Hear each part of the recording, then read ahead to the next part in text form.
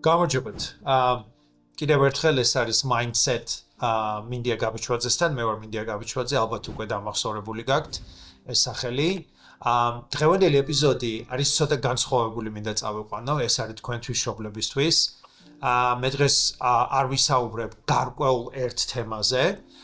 დღევანდელი გადაცემა უნდა დავუთმოთ თქვენგან მიღებულ ყველა კითხვას. ეს არის განსაკუთრებით მშობლების კითხვას, რომლებსაც აინტერესებთ ADHD-თან დაკავშირებით, ბავშვებში რა ხდება, როგორი მიმართულება ხდება და მე ყველა შეკითხვას გავცემ პასუხს. მე რა თქმა უნდა, როგორც შეგვირდით, ყველა კითხვას გავეცანი, მინდა მოგაწოდოთ ჩემი პირადული გამოცდილება და ასევე პროფესიონალური შეხედულება ამ თემებთან დაკავშირებით, ამ კითხვებთან დაკავშირებით. პირველი კითხვა მინდა დავიწყო იმით, რომელიც ბევრისთვის განსაკუთრებული საინტერესო იყო და ბევრმა დასვა ეს შეკითხვა. ეს ეხება თუ რატომ არის დღეს ამდენი საუბარი ADHD-ზე. რატომ გგონია, რომ ეს პრობლემა ახლა უფრო ხშირი გახდა, ვიდრე ადრე იყო. როდის აღმოჩნდა ADHD და რატომ საუბრობთ ამის შესახებ ამდენს, რომ თითქმის ყველა social media-ს აქვს დაპყრობილი და ყველა ამაზე საუბრობს. ამ თემაზე პასუხი რო გაგცე, მოდით ცოტა დავიწყოთ ისტორიული კონტექსტით. შევხედოთ და ავხსნათ, როდის, როგორ და რა თვალით უყურებდით ADHD, მაგალითად 2 წლის წინ, ან 10 წლის წინ, ან 20 წლის წინ, ან დროთა განმავლობაში. ADHD ერთ დღეში არ აღმოუჩენიათ. ეს არის მდგომარეობა, რომლის გაგებაც დროთა განმავლობაში განვითარდა. პირველი მსგავსი სიმპტომები აღწერილია 1902 წელს და ეს იყო ბრიტანელი ფსიქიატრის Sir George Frederick Staley's, რომელმაც ისაუბრა ბავშვებზე განსაკუთრებულ მდგომარეობა, როდესაც ბავშვებს გააჩნდათ. ეს იყო მით უმეტეს დამოკიდებულება იყო იმპულსის კონტროლის სირთულესთან ბავშვებს ჰქონდათ, ყურადღების პრობლემები ჰქონდათ ბავშვებს, გარკვეული ქცევის რეგულაციას ვერ აკეთებდნენ. მაგრამ იმ დროს ამას სხვანაირად ხსნიდა და თვითონ Sir George-მა სხვანაირად ახსნა, ამას იყენებდნენ როგორც სხვა ტერმინოლოგიას და ხშირად უწოდებდნენ როგორც მორალური კონტროლის პრობლემას. განსაკუთრებული ცვლილება დაიწყო 1980-იან წლებში. მით უმეტეს, როდესაც დიაგნოსტიკური DSM-ი გაჩნდა და ამაში შემოვიდა სიმპტომების აღწერა. სწორედ ამ პერიოდში პირველად გაჩნდა ტერმინი ADD, რომელიც დღევანდელ დღეს გადაიქცა ADHD-ით. დაემატა H-ი შიგნით. ეს არ არის დღევანდელი პრობლემა, ეს არ არის საერთოდ პრობლემა, ეს არის მდგომარეობა, რომელიც ყოველთვის არსებობდა და უბრალოდ დღეს ჩვენ უკვე უფრო მეტი ვიცით. ეს ასევე ვიცით, იმიტომ რომ ნეირომეცნიერება გაიზარდა. ჩვენ რაც twin-თან დაკავშირებით დღეს ვიცით, ის თუნდაც 1 წლის წინ არ ვიცოდით. და კიდევ ერთხელ მინდა აღწერო, კიდევ ერთხელ გავემეორო ამასთან დაკავშირებით, ისტორიასთან დაკავშირებით, რომ ADHD არ არის ცუდი აღზრდის შედეგი, ეს არის სიზარმაცე და არ არის დამორჩილების პრობლემა. ADHD კიდევ ერთხელ არის ტვინის მუშაობის განსხვავებული გზა, ეს არის ყურადღების, ქცევის, იმპულსების და ემოციების რეგულაციის სირთულე. ბავშვი არ ირჩევს მოუსვენრობას, უბრალოდ ბავშვი ვერ არეგულირებს საკუთარ თავს ისე, როგორც ჩვენ და მშობლებს ან მასწავლებლებს უნდათ. ეს არის ზუსტად განსხვავება იმაში, რომ რა არის ADHD და რა არის ცუდი ქცევა. მოდი დავიწყოთ, შემდეგი შეკითხვა იყო, რომ რამდენი სხვანაირი ტიპის ADHD არსებობს. გადავიდეთ ამ თემაზე და როგორ გამოიყურება მით უმეტეს ADHD ბავშვებთან. რადგან ხშირად, ძალიან ხშირად, როცა ამ სიტყვას ვისმენთ, ჩვენ თავში უკვე გვაქვს ერთი კონკრეტული სურათი. რომ ბავშვი არის ვერ ჩერდება, ბევრს ლაპარაკობს, აწყვეტინებს ლაპარაკს, ვერ ჯდება, ვერ ისვენებს. ეს არის ADHD-ის ერთ-ერთი ფორმა. მაგრამ აქ არის ძალიან მნიშვნელოვანი რამ, რომ ADHD ყოველთვის ასე არ გამოიყურება. შევხედოთ ორ სხვადასხვა ბავშვის წარმოდგენას. ერთი ბავშვი არის ზუსტად ის, რაც ახლა აღწერე, მუდმივად მოძრაობაშია, ვერ ჯდება, ბევრს ლაპარაკობს, ყველას აწყვეტინებს და არის მეორე ბავშვი, რომელიც შუმაძეს, არავის აწუხებს, მაგრამ თითქოს იქ არასდროს არ არის, სადღაც ფიქრებშია წასული. ძალიან ხშირად ამ ბავშვებზე ლაპარაკია, რომ ის არის ზარმაცი, რომ არ ცდილობს, არ ისმენს, მაგრამ რეალურად ეს ბავშვი ვერ ერთვება, ვერ ინარჩუნებს ყურადღებას და იკარგება ამ პროცესში. რაც ყველაზე მნიშვნელოვანია, ამ ორ სრულიად განსხვავებულ ბავშვს შეიძლება ორივეს ჰქონდეს ADHD. და ზუსტად აქ არის შეცდომა, რასაც ძალიან ხშირად ვუშვებთ. ჩვენ მხოლოდ ხმაურიან ბავშვს ვამჩნევთ, ჩუმი ბავშვები ხშირად გვრჩება შეუმჩნეველი. და ზუსტად ხშირად სკოლის ასაკში, ან ცოტა უფრო ადრე, აი აქ იწყება პრობლემა. არ მინდა გამომჩეს ერთი კიდე თავარი, რაც ბევრმა მშობელმა უნდა იცოდეს. ADHD გოგოებში კიდე სხვანაირად გამოიყურება. ყველა კვლევა აჩვენებს, რომ გოგოებში ხშირად განსხვავებულად ვლინდება და სწორედ ამიტომ ისინი ძალიან ხშირად დიაგნოზსაც კი ვერ იღებენ. ეს იმიტომ, რომ ჩვენ ADHD-ს ვუკავშირებთ ისევ ხმაურს, აქტიურობას, მაგრამ გოგონებში ADHD ხშირად არის უფრო ჩუმი.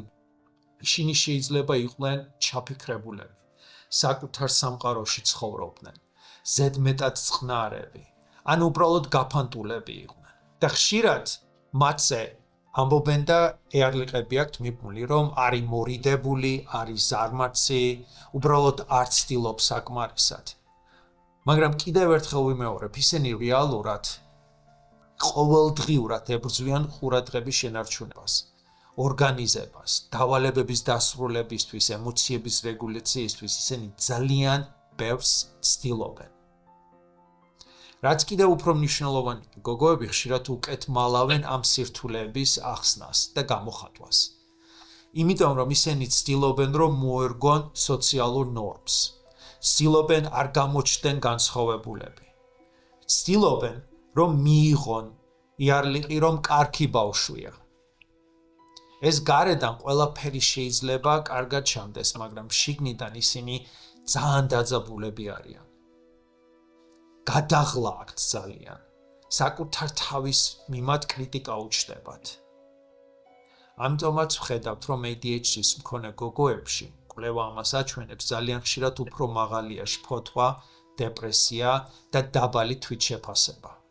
ეს ბავშვები, ეს გოგოები ძალიან ხშირად ცხოვრობენ იმ განცდით, რომ რაღაც არ არის ჩემს თავში სწორედ.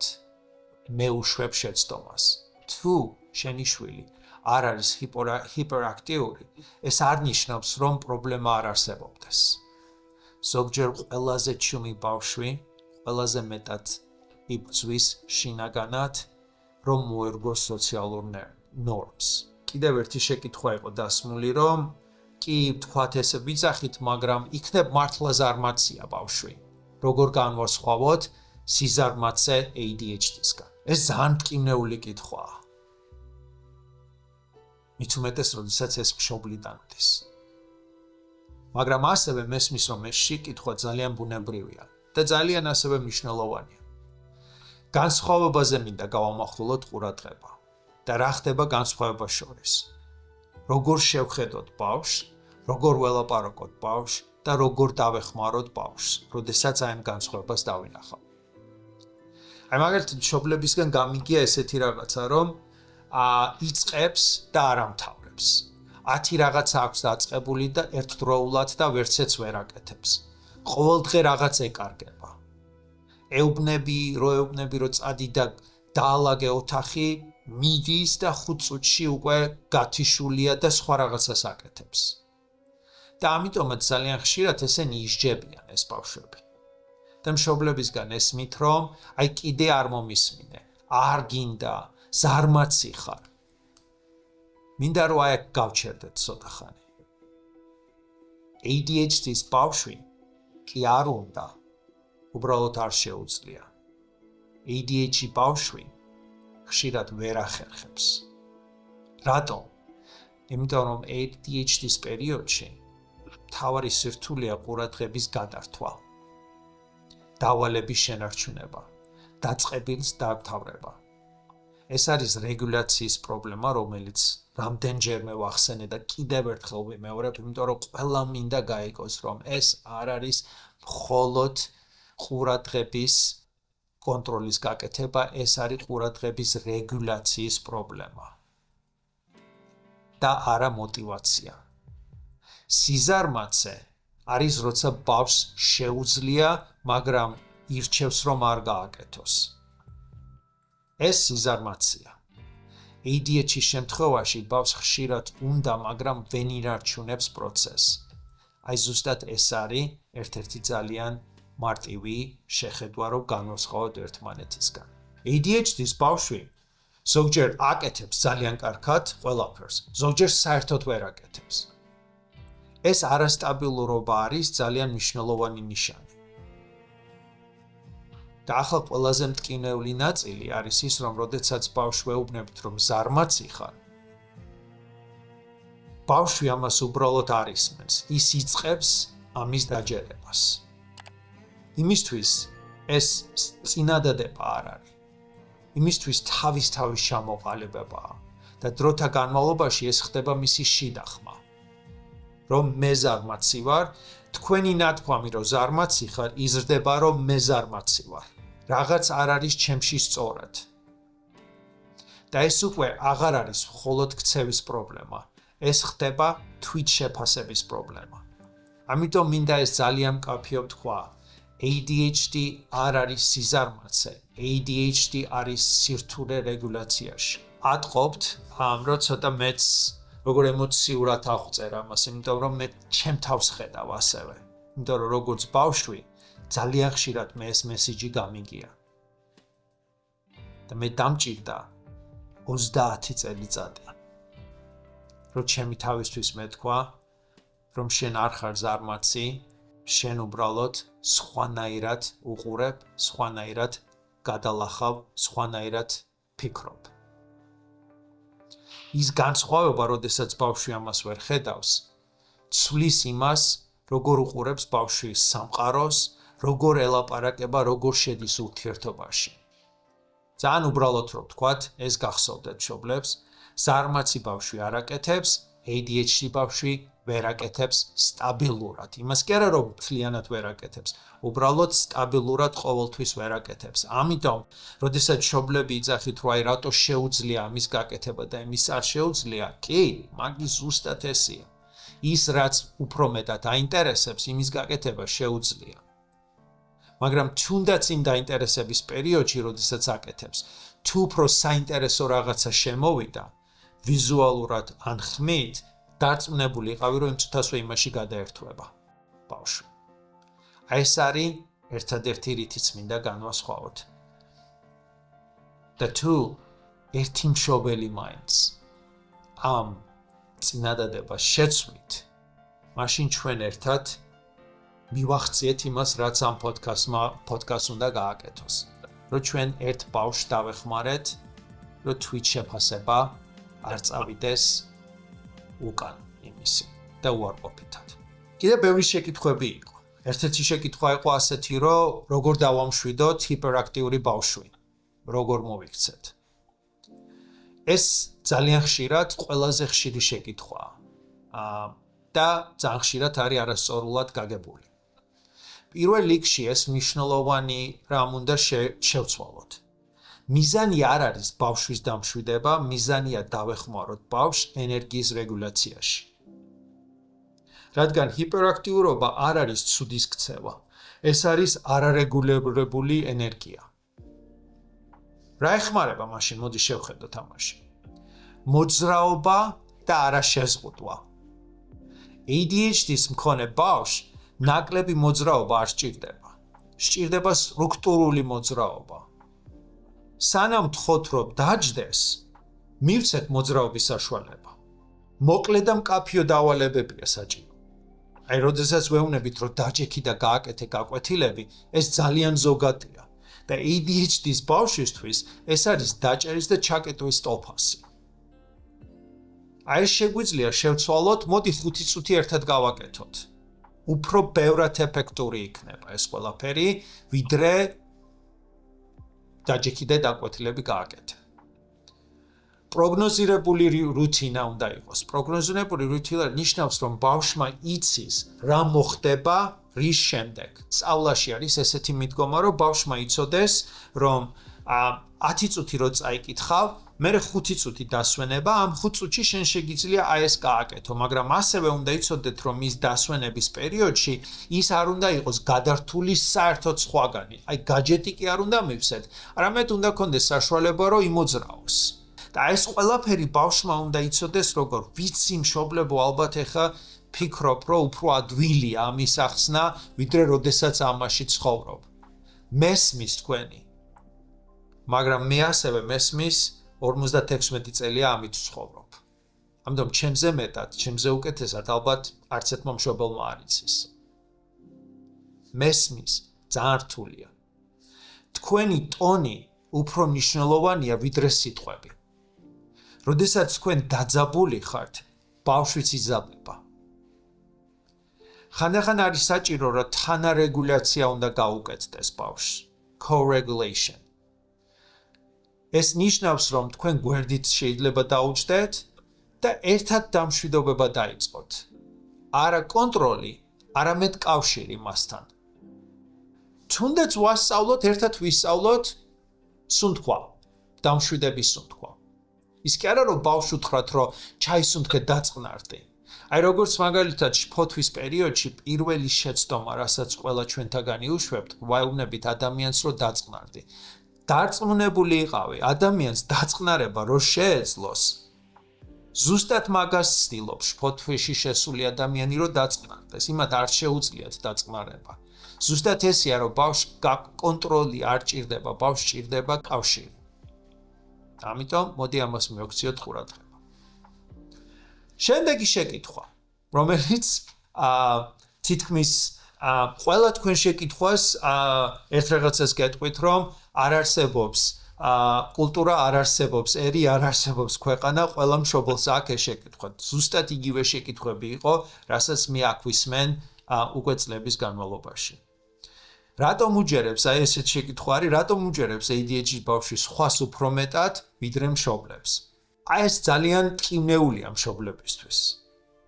მით უმეტეს, რომ სახლში ჩვენთან სუპირილია, მაგრამ როგორც კი სხვაგან არიან, ყოველთვის კარგად იქცევიან, ან მეგობრების ამხანაგების მშობლები ყოველთვის იძახიან, რა წყნარი, რა კარგი ბავშვია და ნეტა იცოდნენ, რა ხდება სახლში. ეს არ არის პატივისცემის საკითხი. ეს არის კონტექსტის და ნერვული სისტემის რეაქციის საკითხი. ADHD ბავშვები ხშირად უკეთ რეაგირებენ ახალ გარემოში, სტრუქტურაში, ნაკლები ემოციური დარტვისთვის პირობებში და როდესაც ისინი სტუმრად არიან, იქ უკვე სხვა სტრუქტურაა. იქ უკვე ემოციური რეგულაცია არ ხდება. მშობლებთან კი აქვთ ახლო ურთიერთობა, ემოციური ისტორია, განმეორებითი მოთხოვნები არსებობს, მაგრამ დროთა განმავლობაში მშობელი უკვე დაძაბული ხდება, რომ ამათან იმუშაოს. ახალ სტრუქტურაში, ახალ მიდგომაში პირიქით იმათ უფრო აინტერესებთ. და სხვათა შორის უფრო უკეთესად კი არ იქცევიან, უფრო მეტ სწავლას იწყებენ, იმიტომ რომ იქ აინტერესებთ რა ხდება. მშობელი ასევე მთელი დღის განმავლობაში ინსტრუქციას აძლევს ბავშვს.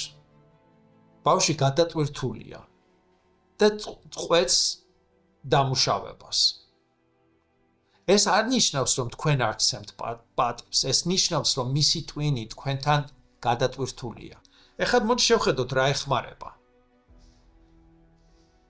ძალიან ადვილი პასუხია ამისთვის.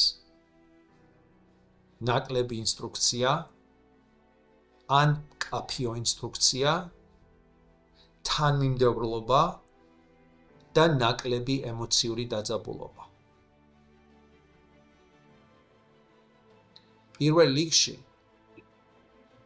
მშობელმა უნდა ისწავლოს, როგორ დაწყნარდეს და ზოგჯერ შეიძლება კარგია ამ პერიოდში, რომ 5 წუთი თქვენ თავს დაუთმოთ, შეიძლება ოთახიდან გახვიდე, დაიწყნარო შენი ნერვული სისტემა და მერე შევანდე. დარწმუნებული ვარ, გეთახმები, შეიძლება 10 ჯერ 15 ჯერ მოგიწიოს ოთახიდან გასვლა. მაგრამ ეს უფრო უკეთესია, ვიდრე შენმა შვილმა ისწავლოს, რომ ის ცუდია. იმიტომ რომ იმას უფრო ცუდი შედეგი ექნება, როდესაც ისინი გაიზრდებიან. კვლევები კიდევ ერთხელ, რომელიც მე წინა ეპიზოდზე ვთქვი, აჩვენებს კავშირს გენეტიკასთან, ტვინის ფუნქციონირებასთან და ნეიროქიმიურ პროცესებთან. მედიკამენტები ADHD-ს არ ქმნის. მაგრამ ძალიან მნიშვნელოვანია ესეც, რომ გვახსოვდეს, რომ ზოგიერთი ნივთიერება შეიძლება გამოიწვიოს ისეთი მდგომარეობა, ისეთი სიმპტომები, რომლებიც გავდეს ADHD-ს. მაგალითად, მოუსვენრობა, კონცენტრაციის სირთულე, ან გაღიზიანება. ამიტომ თუ სიმპტომები წამლის შემდეგ დაიწყო, აუცილებლად უნდა დაუკავშირდეთ ექიმს. მაგრამ ჩვენ არ ვამბობთ, რომ ამ წამლებმა გამოიწვია ADHD. ჩვენ ვამბობთ, რომ წამლებმა გამოიწვიეს ეს სიმპტომები. მდგომარეობა არა, სიმპტომები. შემდეგი შეკითხვა უფრო კულტურასთან და ტრადიციებთან არის დაკავშირებული. ეს იყო, უნდა უთხრათ თუ არა ბავშვს, რომ აქვს ADHD და თუ უნდა უთხრათ რა ასაკში. კიდევ ერთხელ, მარტივი პასუხი არის კი, უნდა უთხრათ. მაგრამ როგორ ვეტყვით, აი ამას აქვს დიდი მნიშვნელობა. არა როდის, არამედ როგორ. იდეალური ასაკი არ არსებობს, რომ გამოვირჩიოთ, რომ ამ ასაკში უნდა უთხრათ. მაგრამ ასევე უნდა გვახსოვდეს, რომ ბავშვი კოგნიტიურად მზად უნდა იყოს, რომ აღიქვას, რას ვესაუბრებით და ეს ყოველთვის არის სადღაც 6-დან 8 წლამდე ასაკში. როდესაც მაგთ აქვს საშუალება იმისა, რომ გაანალიზონ, რას ვასწავლით. ამ შემთხვევაში ასევე ჩვენ უფრო მარტივად შეგვიძლია აუხსნათ. მიზანი ამ თქმაში არ არის, რომ რაღაც იარლიყი მივაყენოთ. მიზანია ბავშვმა გაიგოს საკუთარი თავი. არც ერთ შემთხვევაში არ უთხრათ, რომ შენ რაღაც პრობლემა გაქვს. უკვე აი ამ სიტყვაში პრობლემაში, უკვე ბავშვისთვის ეს ხვანაირად აღიქმება. უფრო ჯობია უთხრათ, რომ შენ სხვანაირად ხარშავ, შენ სხვანაირად აღიქვავ. ზოგი რომ შენთვის უფრო რთულია, ამაში მე დაგეხმარები, რაც შენთვის რთულია. მაგრამ გარკვეული რაღაცები შენთვის უფრო ადვილია, ვიდრე ან შენი დისთვისთვის, ან შენი ძმისთვის, ან შენი მეგობრისთვის, ან ყველაფრის. თუ არ ვეტყვით ბავშვი თვითონ შექმნის თავის ახსნას. და ეს ახსნა ხშირად იქნება დამოკიდებული რამ მესიჯები აქვს გაგებული.